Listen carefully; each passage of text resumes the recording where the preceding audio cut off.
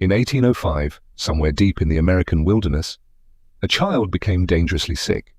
His mother had seen this happen before. The fever, the weakness, the fear, and she knew one thing. The nearest doctor was not coming, not tonight, not tomorrow, maybe not at all. Because in frontier America, a doctor wasn't someone you called. A doctor was someone you hoped you could reach before it was too late. So, the family did something strange. They didn't search for medicine. They didn't have any. Instead, they made more smoke. They filled their small wooden cabin with it, a thing modern people try desperately to avoid, a thing we associate with disease and death, but for thousands of frontier families, smoke was not the enemy. It was protection. And the strange truth is, sometimes the thing that looked like it was killing them was actually keeping them alive. Today, if we get sick, we have hospitals, antibiotics, vaccines, emergency rooms. But 200 years ago, America was a completely different world. Millions of settlers lived miles away from professional medical help. A simple cut could become deadly. A small infection could turn into a tragedy. A bad winter could isolate entire families for months. And doctors? They were rare. In many frontier communities, there was no trained physician nearby. Families had to depend on what they had, plants.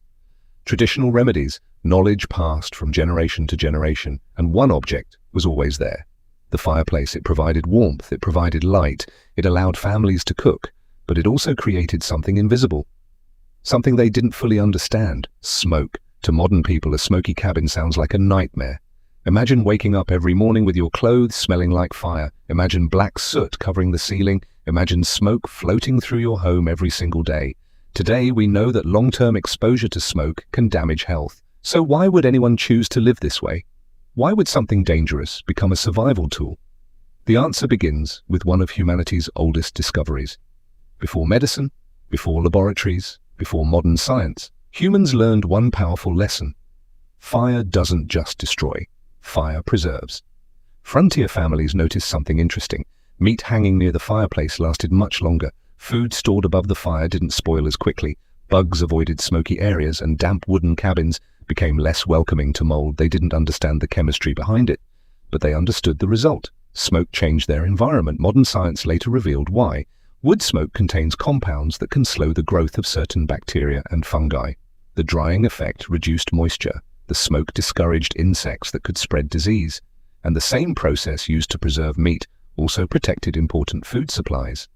The settlers weren't practicing modern medicine, but they were unknowingly using a form of environmental control. Their fireplace was not just heating their home, it was changing the world inside it. However, smoke was not the reason most people survived, and it certainly wasn't better than modern medicine. In fact, too much smoke created serious problems. So why does this story matter? Because the real comparison is not smoke versus modern doctors.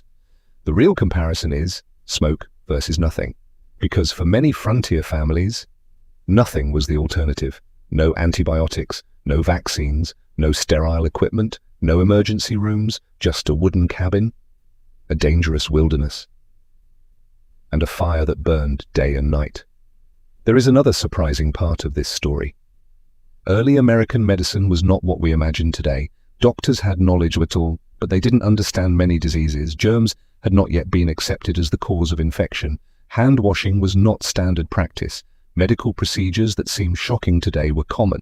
Some treatments caused more harm than good. A doctor could bring knowledge, but they couldn't always bring answers. Meanwhile, ordinary families were doing something extremely important. They were preventing problems before they started. And throughout history, prevention has often saved more lives than treatment.